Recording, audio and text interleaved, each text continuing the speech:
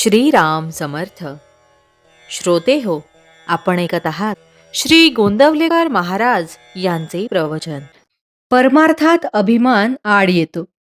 शास्त्रात दोन गोष्टी सांगितल्या आहेत. इहलोक आणि परलोक कसे साधावेत हे दोन्ही स्पष्ट केले आहे. परंतु आपण प्रपंच तडीचा आणि परमार्थ सवडीचा मानतो. या दोन्ही गोष्टीत जाणत्याची संगत लागते. परलोक साधून देणाऱ्याला सद्गुरू म्हणतात. जो मनुष्य आपल्याला कळत नाही हे कबूल करतो त्याला सद्गुरूकडे जाण्याचा रस्ता मोकळा होतो. आपण भगवंताला शरण जात नाही कारण आपला अभिमानच या शरण जाण्याच्या आड येतो. गंमत अशी की व्यवहारात सुद्धा आम्ही अभिमान सोडून ज्याला जे समजते त्याच्याकडे जातो. इहलोक अनुभवाचा आणि परलोक अनुमानाचा अशी आपली कल्पना असते. पण इहलोकाचा अनुभव दुःखाचा येतो तरी तो आम्ही सोडत नाही. मग परमार्थाचा अनुभव नाही म्हणून मी तो करीत नाही हे म्हणणे लबाडीचे आहे. प्रपंचात आम्ही काही पाप करीत नाही मग परमार्थ तरी दुसरा कोणता राहिला असे काही जण विचारतात. प्रपंच सचोटीचा असला तरी त्यात अभिमान असेल तर नाही तो परमार्थ होणार. रामकर्ता म्हटल्याशिवाय म्हणजेच अभिमान सोडल्याशिवाय परमार्थ नाही साधणार. मी देही म्हणू लागलो यात अभिमान आला.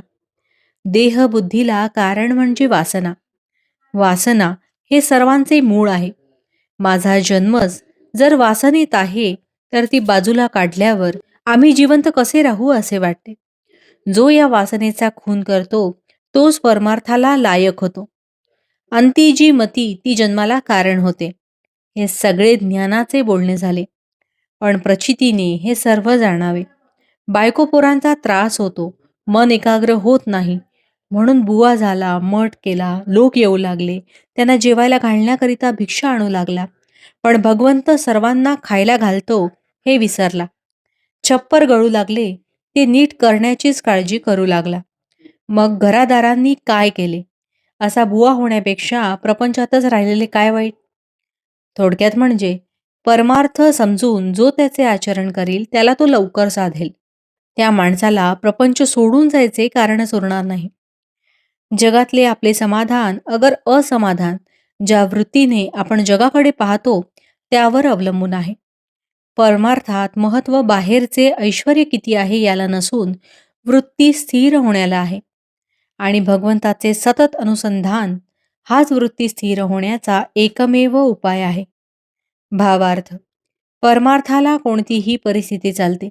आपली वृत्ती मात्र स्थिर असली पाहिजे. जानकी जीवन स्मरण जय जय राम. महारुद्र हनुमान की जय. समर्थ रामदास स्वामी महाराज की जय. सब संतन की जय. श्री अनंत कोटि ब्रह्मांड नायक राजाधिराज सच्चिदानंद सद्गुरु श्री ब्रह्म चैतन्य महाराज की जय. जय जय रघुवीर समर्थ. आता आपण 13 वेळा नामस्मरण करूया. श्रीराम जय राम जय जय राम. श्रीराम जय राम जय जय राम.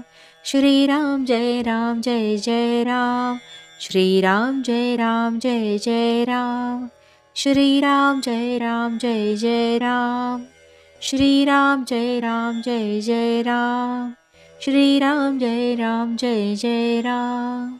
श्रीराम जय राम जय जय राम. श्रीराम जय राम जय जय राम. श्रीराम जय राम जय जय राम.